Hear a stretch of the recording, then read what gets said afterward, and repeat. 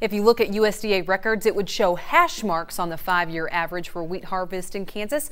Normally, it hasn't started yet, but this year is anything but normal. As of Monday's crop progress report, a third of the Kansas wheat crop is now harvested, up 20 points from last week.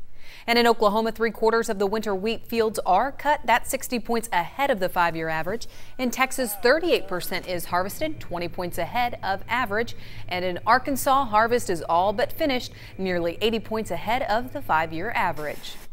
Overall, 20% of the nation's winter wheat is now harvested. Louisiana farmers have just finished a somewhat disappointing wheat harvest. LSU Ag Center correspondent Craig Gautreaux reports that farmers were able to harvest much earlier, but yields were lower than expected. Louisiana farmers have just completed their wheat harvest, and it was no bumper crop. A combination of factors caused by the topsy-turvy weather conditions experienced during the growing season is getting blamed for the lower yields.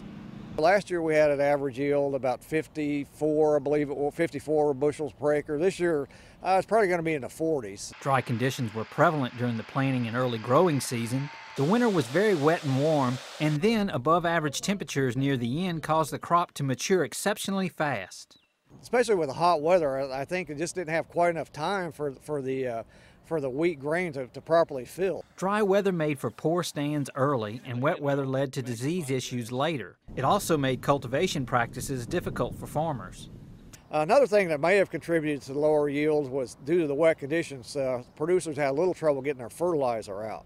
Woodwell said an upside to finishing the harvest early is that producers have a chance to plant a second crop on their wheat acreage.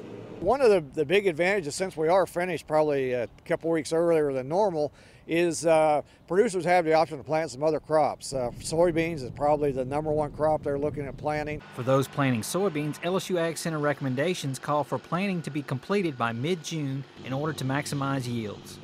With the LSU Ag Center, this is Craig Gautreaux reporting.